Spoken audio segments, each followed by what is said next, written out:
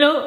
Alors aujourd'hui je voulais te parler d'un livre que j'ai lu récemment qui s'appelle L'art d'aller à l'essentiel de Leo Babauta, qui est un blogueur américain.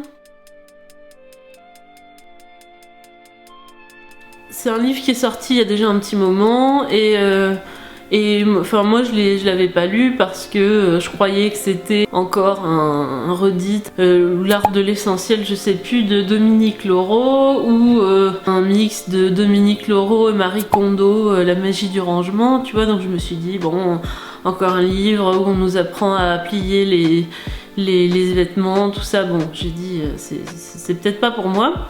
Et en fait, en le lisant, j'ai trouvé super intéressant parce que il englobe plusieurs thèmes. Il n'y a pas que le rangement de la maison, le tri et tout ça. Il y a aussi toute une partie sur simplifier sa vie sur le fond, quoi. Simplifier ses préoccupations, simplifier son travail au bureau, sa vie personnelle, ses loisirs, les activités de ses enfants, tout ça, voilà. Et donc je voulais te donner quelques éléments pour te donner envie de le lire, qui permettront de voir voilà, si le livre peut t'intéresser ou pas. C'est un livre en fait qui propose de simplifier sa vie au quotidien avec des astuces toutes simples. Ce que j'ai aimé, c'est que c'est pas un énième livre pour apprendre à faire plus dans une journée, comment faire son planning, comment faire son agenda, comment faire son bullet journal et autres.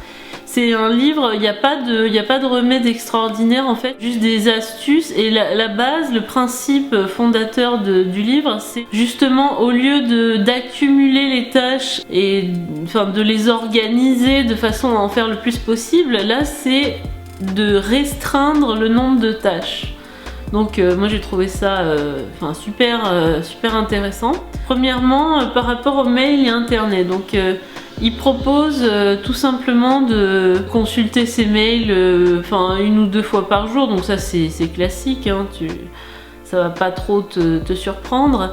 Et surtout il propose par exemple de pas répondre à certains mails qui sont pas très importants, de demander à tes amis de pas t'envoyer des mails humoristiques pour pas que tu perdes ton temps à les lire, et voilà, et à les jeter, te désabonner de toutes les newsletters. Et puis aussi par exemple il propose quand tu réponds à tes mails de répondre de façon concise, tu vois, au lieu d'écrire un pavé, de le relire 45 fois.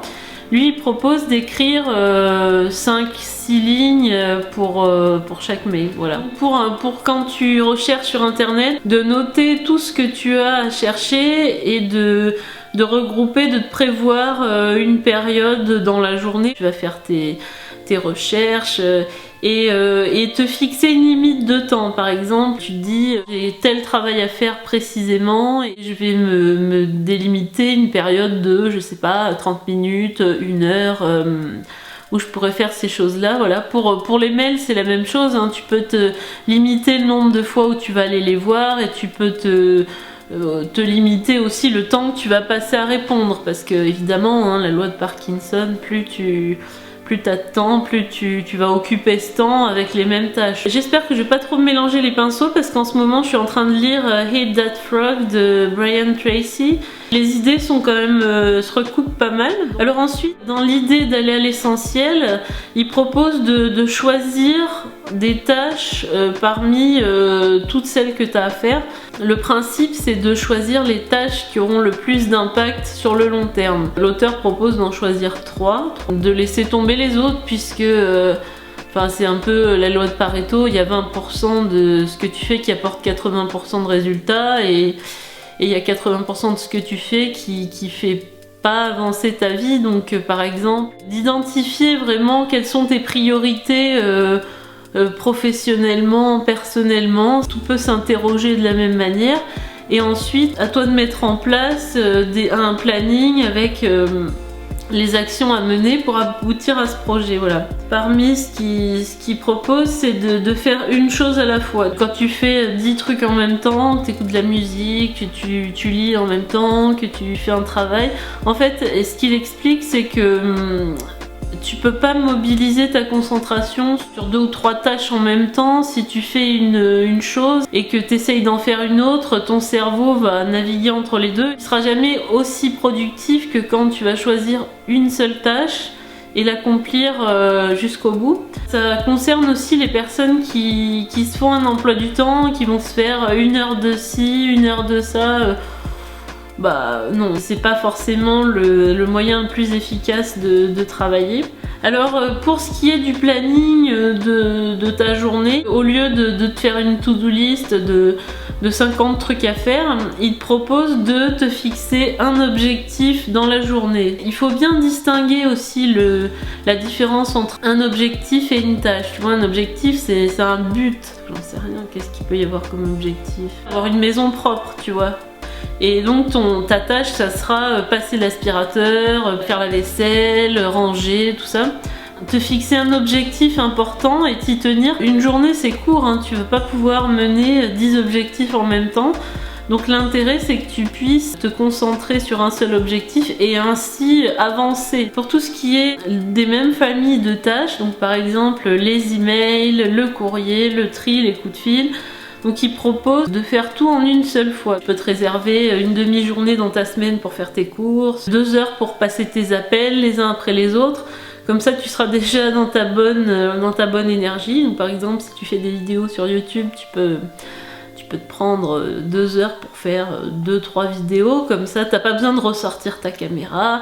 Idem quand tu fais tes courses, t'as pas besoin de ressortir ta voiture, voilà. Et idem pour le tri de tes papiers, quand tu t'y mets, quand tu payes tes factures, tant que t'as tes papiers de sortie, je sais pas, ta carte bancaire, tes enveloppes, tes timbres et ton chéquier, autant payer toutes tes factures, en même temps, quoi, ça te gagne quand même du temps. Donc tous ces conseils, il y a rien de vraiment nouveau et révolutionnaire, mais en fait on se rend compte que si on appliquait tout ça, on aurait une vie quand même vachement plus apaisée et on serait quand même beaucoup moins stressé au quotidien. C'est un livre qui est intéressant dans la mesure où il te propose de régler les problèmes, de te construire une organisation par toi-même en fait. Et moi c'est un peu pour ça que j'ai créé cette chaîne, pour proposer des outils que tu peux développer seul et qui ne dépendent pas d'une recette miracle, d'un emploi du temps hyper sophistiqué, de techniques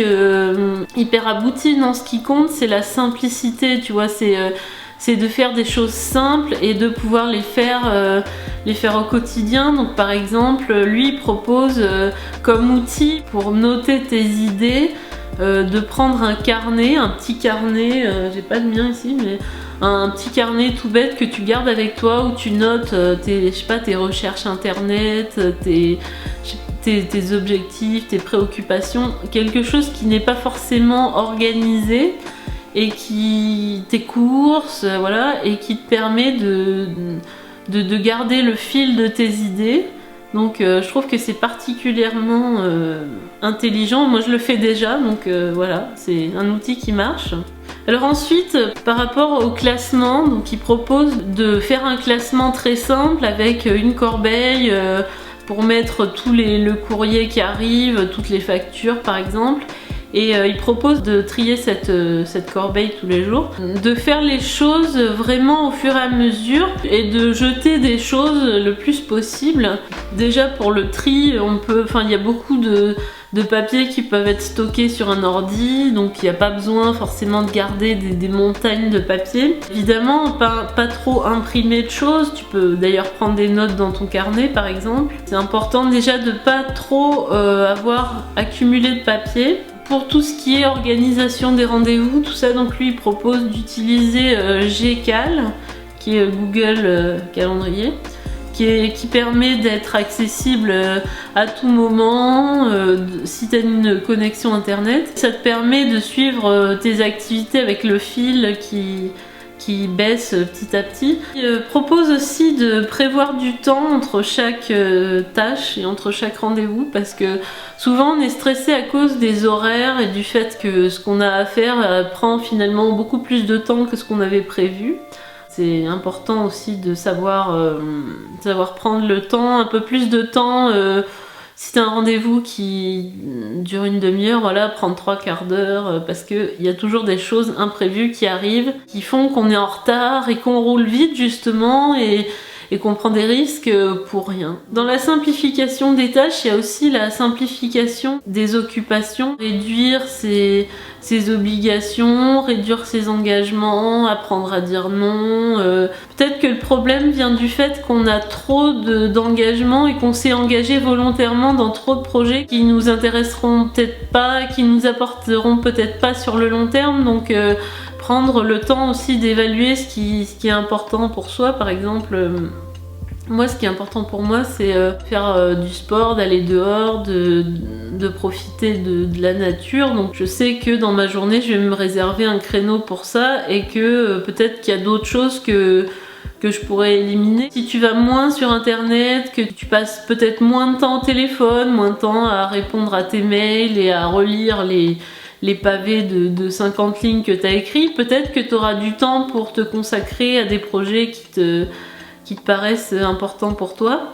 Et donc voilà, et voir quelles choses tu peux éliminer de ton emploi du temps qui te permettent d'en gagner pour réaliser tes objectifs, pour éviter d'être toujours dans les objectifs des autres et plutôt dans les tiens, quoi.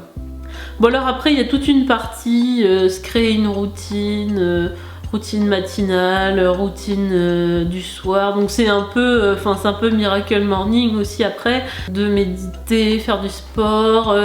Il explique aussi un peu comment se remettre au sport, donc faire 10 minutes tous les jours, tout ça. Bon, c'est vrai que les conseils sont pas révolutionnaires. Je pense que j'ai fait le tour. Donc les deux principes élémentaires de ce livre, c'est pour aller à l'essentiel, il faut commencer par se simplifier la vie, diminuer son nombre de tâches, diminuer ses objectifs et éliminer les choses qui ne sont pas forcément utiles, les engagements qu'on a pris, des choses qui ne nous satisfont pas forcément aujourd'hui, donc les éliminer. Et puis évidemment éliminer toutes les choses qui nous prennent du temps, qui nous apportent rien, comme regarder la télé, regarder ses mails 50 fois, aller sur internet une demi-journée, regarder des séries. Essayer de conscientiser notre temps et de voir quelles sont les choses qui seront bénéfiques à long terme dans notre vie personnelle ou dans notre vie professionnelle. Qu'est-ce qui va rapporter le plus en termes de satisfaction personnelle et peut-être de rentabilité aussi.